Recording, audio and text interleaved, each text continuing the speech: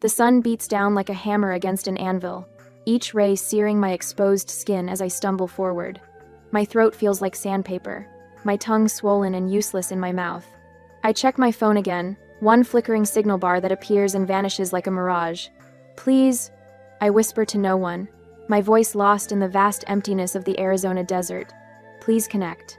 I press the emergency call button for the 5th time, watching the screen with desperate intensity. The call drops immediately. Again. 45 minutes ago, life had been normal.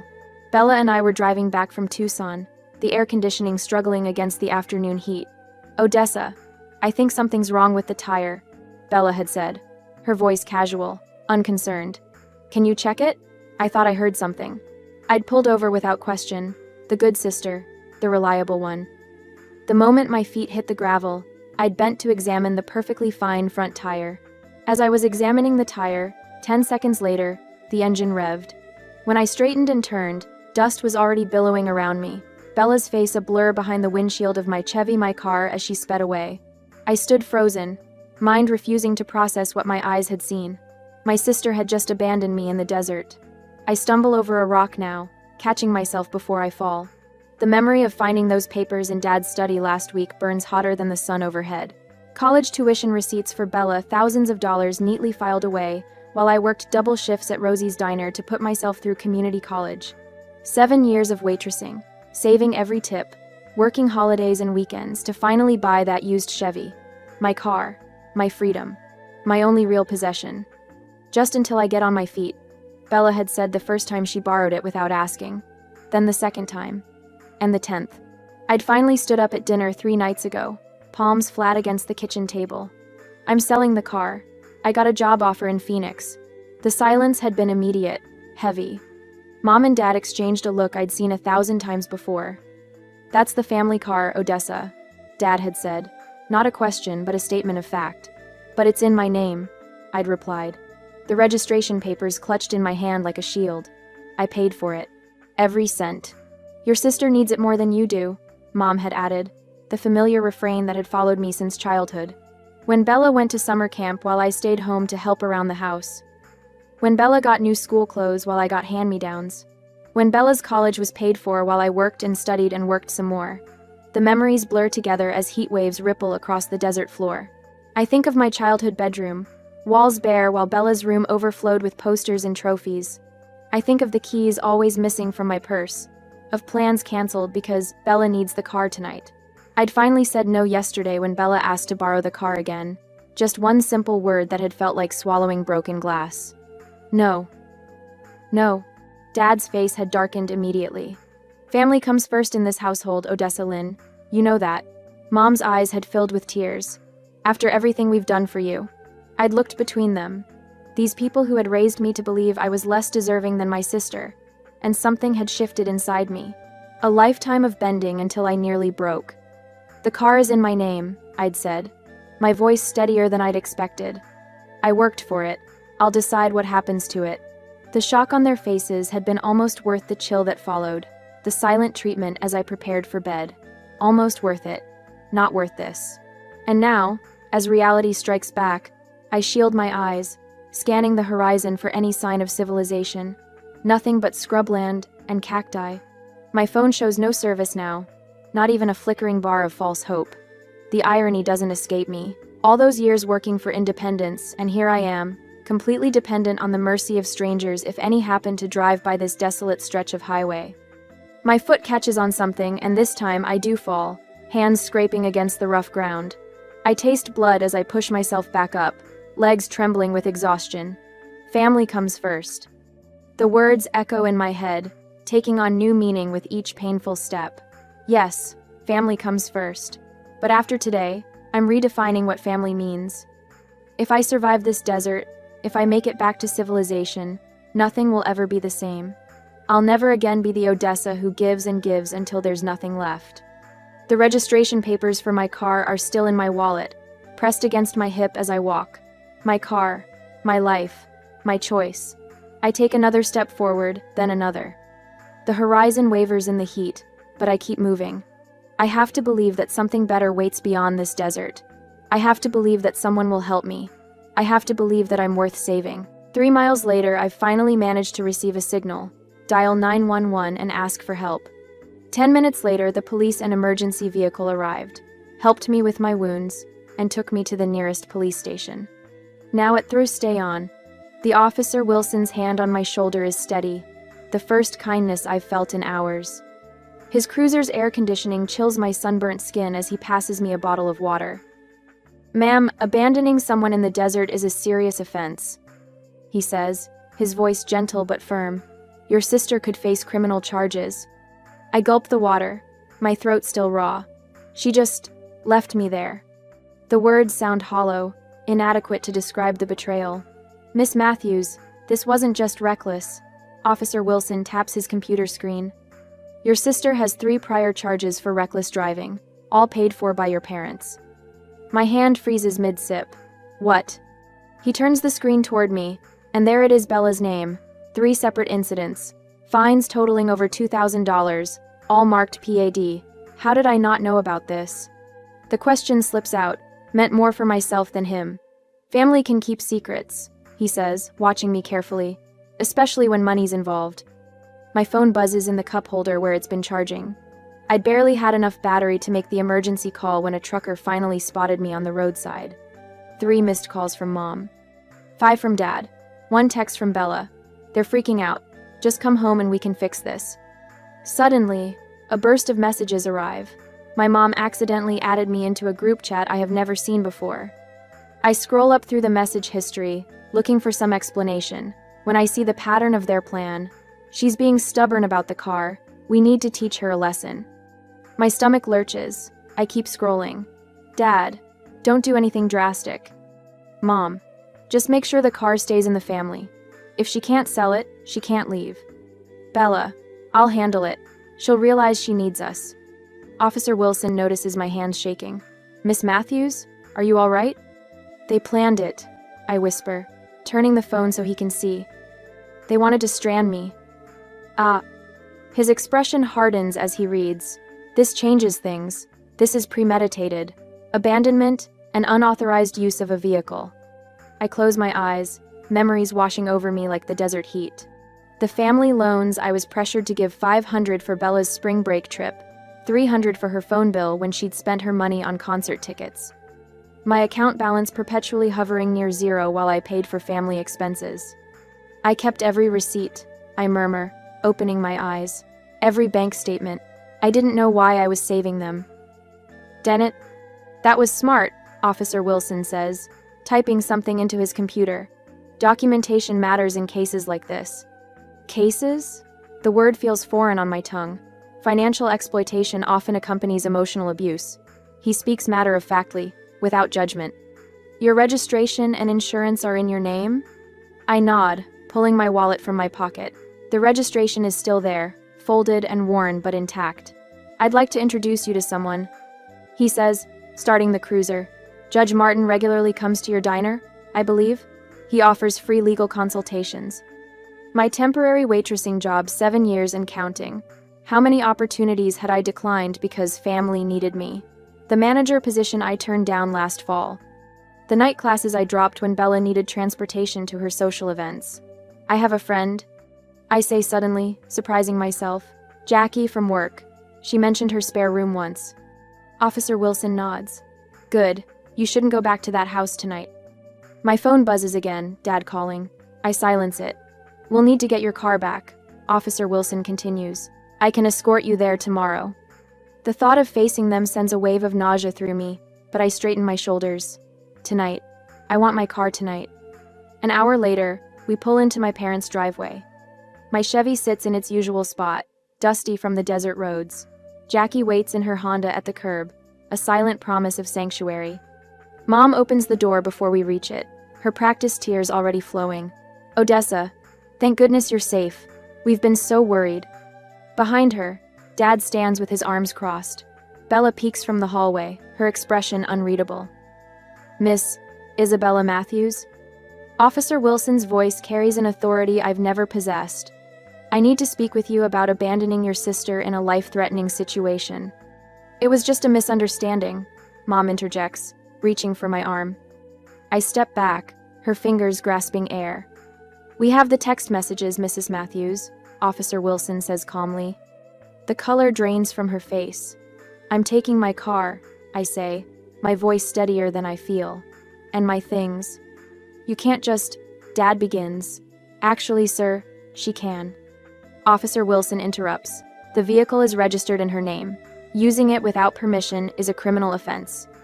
Bella steps forward, tears welling in her eyes. Dessa, I'm sorry. I didn't think. Save it. I cut her off, the nickname I once loved now sounding like an insult. I saw the texts. 10 minutes later and one small suitcase, I walk to my car, hands trembling as I unlock it. Officer Wilson supervises as I transfer my essential belongings into the backseat: clothes, documents, the small lockbox containing my savings passbook. When I slide behind the wheel, my hands grip the steering wheel like it's a lifeline.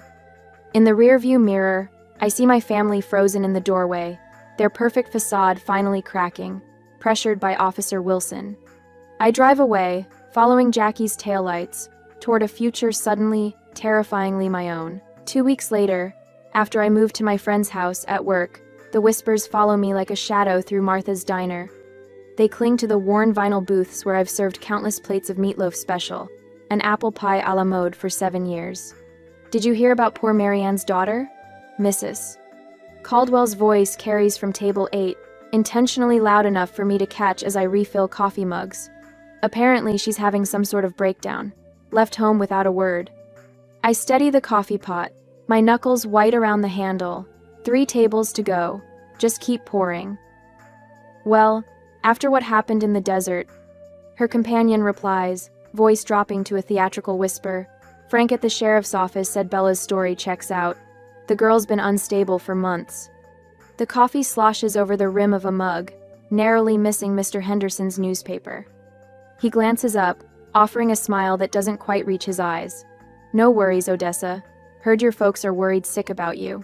The diner suddenly feels too small, the air too thick. 2 weeks since the desert, since Officer Wilson drove me to Jackie's apartment with my rescued car. 2 weeks of my mother's carefully cultivated stories spreading through our town of 8,000 souls.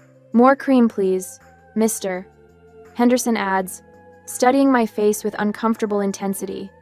I nod and retreat to the counter where Jackie works the register, her eyes tracking me with concern. Vultures, she mutters. All of them. The bell above the door jingles. My father steps inside, his Sunday suit pressed and perfect at 2 p.m. on a Tuesday. The diner falls silent as conversations pause, forks hover midair, and every eye watches this public performance. Odessa. His voice carries the weight of authority he's wielded my entire life. Your mother hasn't slept since you left.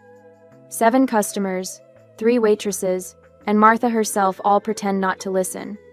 I feel my shoulders curve inward, the familiar posture of making myself smaller in his presence. We need to talk, daughter. In private. I glance toward Martha, who stands with arms crossed behind the counter. She gives a subtle nod toward the back hallway. Permission to step away. More than that, permission to choose. I'm working, Dad. My voice sounds foreign to my own ears, steady, certain. My shift ends at 4. His eyes narrow slightly, scanning the diner before returning to my face. This isn't like you, Odessa. We raised you better than this. Better than what exactly? The words escape before I can trap them behind my teeth. A muscle twitches in his jaw. Your mother is heartbroken. I'm sorry to hear that, and part of me truly is. The dutiful daughter they cultivated still lives inside me, whispering that good girls don't cause their mothers pain. We can discuss this at home, where you belong. Home. The word lands like a fist. The house where my bedroom walls remained bare while Bella's overflowed with treasures. Where my paychecks disappeared into family emergencies that somehow always centered around my sister. My home is with Jackie right now. Dad's eyes harden. Family stands by family, Odessa Lynn. Yes. I meet his gaze squarely. They do. The diner door jingles again, and my heart sinks as Bella enters, eyes red-rimmed and puffy. Her practiced vulnerability draws immediate sympathy from the room. My sister, who left me to die in the desert, now the picture of remorse in her pale blue sundress. Odessa, she whispers, voice cracking perfectly. Please, She approaches slowly, aware of our audience. My regular Tuesday customers watch with undisguised interest, the Matthews family drama playing out between the lunch and dinner rush. I've been trying to call you, Bella continues, tears spilling down her cheeks. I know what I did was terrible. I was scared and stupid, and I didn't think. I say nothing, feeling the weight of expectation from everyone watching. The script calls for forgiveness now, the magnanimous older sister embracing the prodigal younger one. I've been seeing someone, Bella continues, voice dropping. A therapist. I have. Issues with jealousy. With you having things I don't. Mr. Robertson at the counter nods approvingly. Mrs. Caldwell dabs at her eyes with a napkin. Please come home, Bella finishes, reaching for my hand. Mom needs you. Dad needs you. I need you. 7 years of waitressing have taught me to read people. This performance isn't for me, it's for our audience. For the whispers that will follow. Did you see how that poor girl begged for forgiveness while her sister just stood there like stone? I'm glad you're getting help, I say finally, stepping back from her touch. But I can't come home right now. Dad's face darkens. Your mother is a grown woman who'll manage? I interrupt, surprising myself again with this new voice, this new strength. I need to finish my shift. The car, he says quietly, deliberately. We've been making payments on it. A laugh escapes me before I can catch it, sharp and unexpected. No, Dad, you haven't. I reach beneath the counter for my bag, pulling out a worn folder I've carried every day since the desert. The physical weight of it in my hands gives me courage. I've kept everything. I tell him, opening the folder to reveal neat rows of payment receipts spanning 7 years. Every shift, every tip, every payment. It's all documented. The shock that flashes across his face is worth every paper cut from organizing these records late at night at Jackie's kitchen table. Worth every hour spent with Judge Martin learning about financial manipulation and documentation. This is ridiculous, Dad sputters. We're your family. Yes, you are.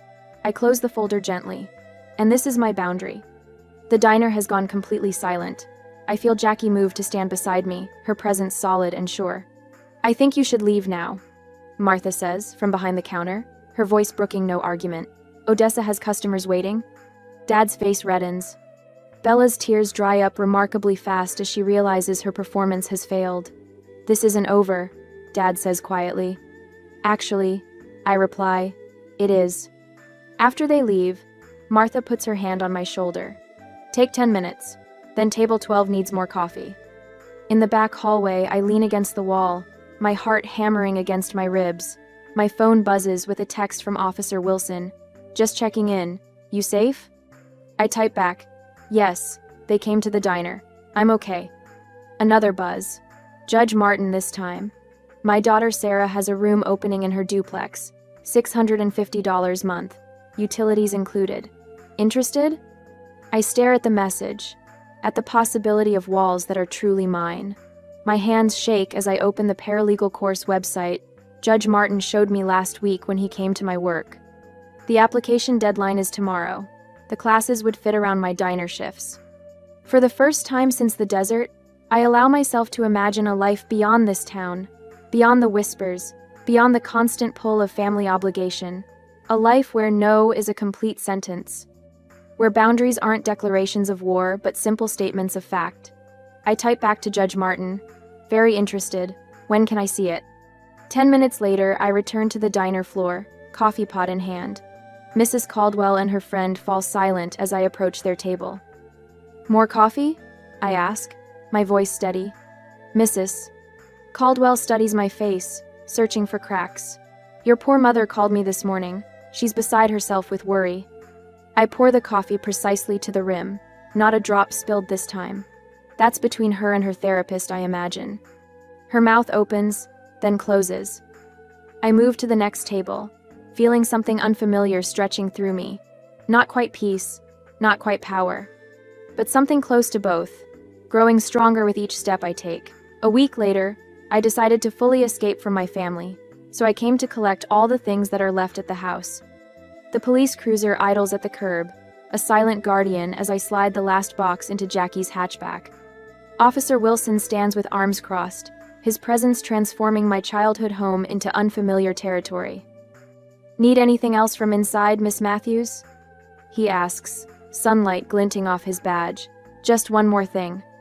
My footsteps echo through rooms, suddenly small and foreign. In my bedroom, stripped of everything except the furniture that was never truly mine, I run my fingers along the windowsill, where I once pressed my forehead against cool glass, dreaming of escape. The walls hold 17 years of whispered plans, of calculations scribbled by flashlight, of promises I made to myself while Bella's laughter floated from downstairs.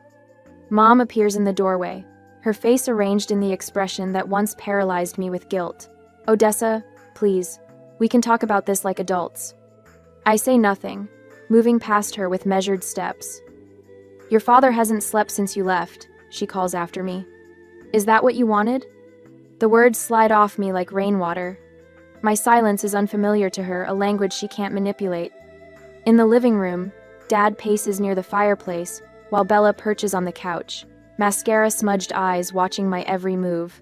"That car contains personal gifts I purchased," Bella announces as I reach the door. "I should at least get those back." I turn, finally meeting her gaze. "Itemize them. Send the list to Officer Wilson. With receipts." Her mouth opens, then closes. We both know no such receipts exist. Outside, I slide into Jackie's passenger seat. Through the windshield, I watch my family's tableau, 3 figures framed in the doorway, suddenly powerless without my participation in their drama. "Done?" Jackie asks, starting the engine. "Done." 40 minutes later, I sit cross-legged on Jackie's floor, laptop balanced on my knees. My finger hovers over the button, hesitating only briefly before clicking publish. The car listing goes live, priced just below market value to guarantee a quick sale. I close my eyes, breathing deeply as I create a new email address, separating my digital identity from the one my family knows. That night, my phone vibrates against the hardwood floor. Dad's number. I silence it without looking at the message, adding it to the growing collection of unheard threats and manipulations. "Your father called the landlord," Jackie says, appearing in the doorway with 2 mugs of coffee. "Tried claiming you have outstanding debts that make you a rental risk." I accept the coffee, unsurprised. "What did Mr. Grayson say?" "Told your dad he's known you since you were 16 bussing tables, and maybe he should worry more about his own credit score." She grins, sitting beside me. Small towns cut both ways. My phone lights up again, Mom's number. Against better judgment, I glance at the message preview. "Emergency room. Please call. It's serious." 10 minutes pass. 20. My hands shake slightly, muscle memory of decades of urgent family summons, but I continue typing job application answers, letting the phone sit untouched. An hour later, it buzzes with a text from my cousin Sarah. "For your information, your mom's fine. Playing bridge at Aunt Linda's. Thought you should know." The knot in my stomach loosens. Another test failed. Morning brings unexpected allies. My regular customers at the diner have formed a protective circle after Bella's tearful performance yesterday. My sister posted a heartbreaking message on Facebook but got laughed at. "Mrs. Abernathy stops me between coffee refills, her weathered hand catching mine. "Heard about that social media nonsense your sister posted," she says. "Don't you worry. We set the record straight at Bible study." Days later, the pastor's wife pointedly asks about my desert ordeal, while Bella stands frozen at the pharmacy counter. Officer Wilson mentions the abandonment case at the hardware store, where Dad buys his fishing gear. Judge Martin speaks quietly with our church elders about troubling family patterns after Sunday service. The town's invisible communication network, once weaponized against me, now carries a different current. Then one Monday morning, my phone chimes with an email notification. The car sold. Full asking price, cash, pickup tomorrow. My ticket to Phoenix made real. 30 minutes later, a court clerk calls. "Miss Matthews, your restraining order hearing has been moved up." Judge Franklin reviewed the evidence, particularly the prior driving incidents. It's been granted. I hang up, hands steady for the first time in weeks. 2 hours later, another call, my potential employer in Phoenix. "We'd like to offer you the position," the HR director says. "Actually, we can do a bit better than the salary we discussed." That evening, Dad calls from an unfamiliar number. His voice lacks its usual resonance when I answer. "We should negotiate," he says, the word foreign in his mouth. "Come to some arrangement that works for everyone." I watch the sunset through Jackie's kitchen window, the same Arizona sky that witnessed my abandonment now bearing witness to my rebirth. "There's nothing to negotiate," I tell him quietly. I'm not asking for anything from you anymore. I end the call as Mom's church friend Elaine texts. Thinking of you. Missed your mother at the fundraiser tonight. Several people asking questions. Their world is shrinking just as mine expands. The scales rebalancing, finally and completely. A week later, on Tuesday afternoon, after I finish the shift, the letter trembles in my hand as I read it again, the handwriting unmistakably belonging to Mrs. Pearson, our family friend of 20 years. Your father's heart condition has worsened with the stress. The doctor says family healing is critical to his recovery. Your mother promises things will be different now. Please come for one last family dinner before you leave town, Thursday at 6. I fold the paper along its creases and tuck it into my pocket. The familiar weight of manipulation settles in my stomach, but something has changed. The sensation no longer cripples me. I have called the doctor to check my father's condition, and the doctor confirmed he hasn't seen my dad in months. You don't have to go, Jackie says from her position on the couch, feet propped on a coffee table scattered with paralegal textbooks. That's the thing about boundaries. You get to enforce them. Ow. I know. I zip my overnight bag shut. Phoenix awaits on Friday, new apartment, new job, new life. But I need this. For me. Jackie twirls her car keys. I'll wait outside. First sign of trouble, I'm coming in with air horns and confetti. I just nod and finalize packing. On Thursday evening, the drive to my childhood home passes in silence. Each landmark, we pass the diner where I worked double shifts, the bank where I deposited every tip, the high school where Bella was homecoming queen while I worked weekends, feels like turning pages in a book I've finally finished reading. Jackie parks across the street. You've got this, she says, squeezing my hand. Remember what Judge Martin said? Don't engage with emotional manipulation. Stick to facts. I recite the words that have become my mantra. And I deserve peace. My parents' house looks smaller somehow. The front door opens before I reach it, my mother appearing with arms outstretched, wearing the yellow cardigan she saves for church and family photos. Odessa, she whispers, voice thick with rehearsed emotion. You came. I step past her embrace, for closure, not reconciliation. The dining room tableau could win awards for calculated nostalgia. My father sits at the head of the table, his face arranged in a mask of patriarchal concern. Bella occupies her usual place at his right hand, eyes red-rimmed and darting nervously toward me. My childhood favorites crowd the table: fried chicken, mashed potatoes, green bean casserole. Photo albums stand propped against the centerpiece. A medical prescription bottle sits prominently near my father's water glass. Sit down, Odessa. Dad gestures to my old spot. Family dinner isn't complete without everyone present. I remain standing, clutching the folder I brought. How's your heart condition, Dad? His hand reflexively touches his chest. The doctor says stress is the primary factor. Interesting. I set my folder on the table. Because I called Dr. Winters 2 days ago. He hasn't seen you in 8 months, and your last checkup showed perfect cardiac health. The silence expands like desert heat. Dad recovers first. Blood is thicker than water, Odessa. Whatever issues we've had. That's not even the correct quote. I interrupt. The full proverb is, the blood of the covenant is thicker than the water of the womb. It means, chosen relationships are stronger than forced family ties. It means, Bella pushes forward, tears spilling. I was jealous of your independence. The way you always knew what you wanted. I'm so sorry about the desert. I didn't come for apologies. I open my folder. I came because I needed to understand why. One by one, I lay out my evidence. A childhood calendar color-coded to show Bella's activities versus my chores. Bank statements highlighting thousands spent on her while I worked. Psychology articles about golden child, scapegoat dynamics, highlighted passages glowing under the dining room light. What is all this? Mother's voice wavers. Documentation. I tap the folder. Every missed school event because someone needed to help at home. Every time my car was borrowed without permission. Every family emergency that mysteriously coincided with my job interviews. My father's face darkens. You kept records? Against your own family? I kept records because no one else acknowledged my reality. My voice remains steady, surprising even me. I needed to prove to myself I wasn't crazy. My mother rises, hands fluttering. After all we've done for you. That's exactly the problem. The words flow without rehearsal. You've never seen what I've done for you. The double shifts, the canceled plans, the dreams deferred. You called it family duty when it benefited you and selfishness when it benefited me. Bella reaches for my hand across the table. I step back. I'm not here for reconciliation. I say, meeting each pair of eyes. I'm here for closure. I release you from any obligation to me, and myself from any obligation to you. I place my house key on the table. The small brass key that once represented home now symbolizes a door I'm choosing to close.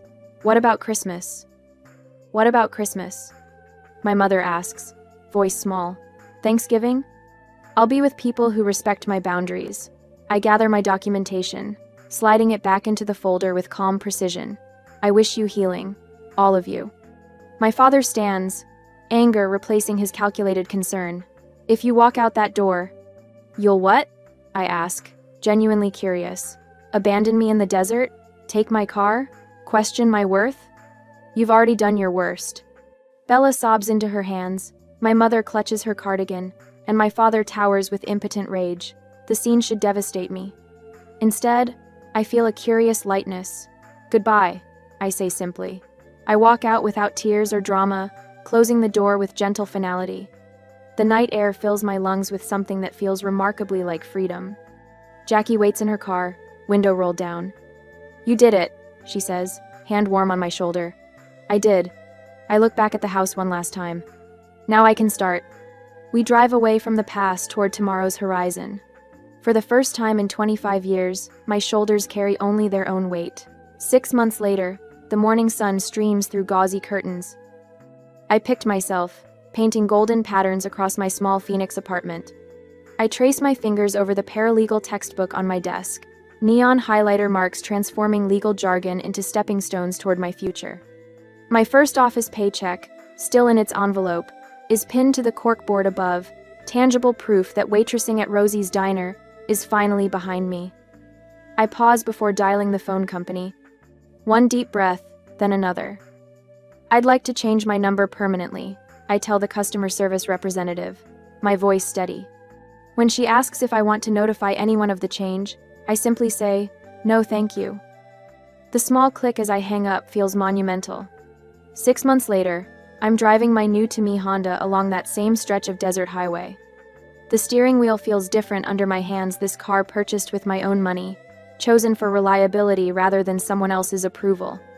I recognize the mile marker where Bella abandoned me, but today I pull over by choice. The Arizona sunset transforms the landscape into a watercolor painting, crimson and gold washing over sand and cacti.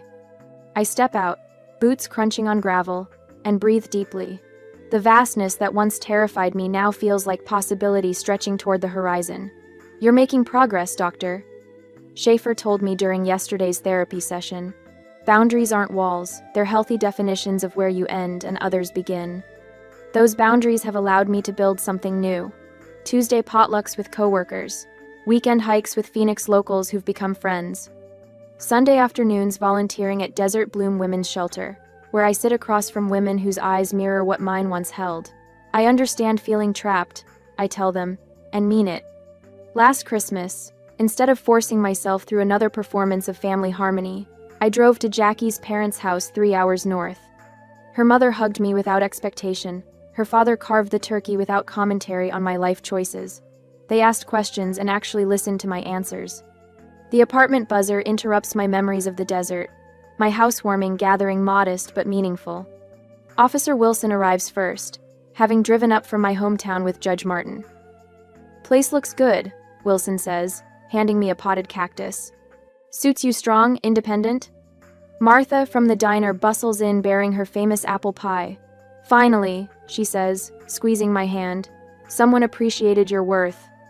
Later, glasses raised in my living room, Judge Martin offers a toast to new beginnings and found family. The support group I started meets Thursdays in the community center. Family Scapegoats Anonymous sounds dramatic, but the relief on people's faces when they realize they're not alone is worth any awkwardness. Last week, I received an anonymous letter from my hometown. Watching you stand up for yourself gave me courage to do the same. When Bella's number appears on my phone after she begged Jackie for it, I answer calmly. I listen to her explanations, her tentative olive branch. I wish you healing, I tell her when she finally pauses, but my boundaries remain. The simple peace I feel hanging up surprises me. Their approval or lack thereof no longer defines me. Today, driving with the windows down along the open highway, wind tangling my hair, I catch my reflection in the rearview mirror. The woman looking back has strength in her eyes and peace in her smile. The desert stretches endless and beautiful around me, no longer a trap but a testament to how far I've come. What would you have done in Odessa's place? Would you have pressed charges against your sister, or was the restraining order enough?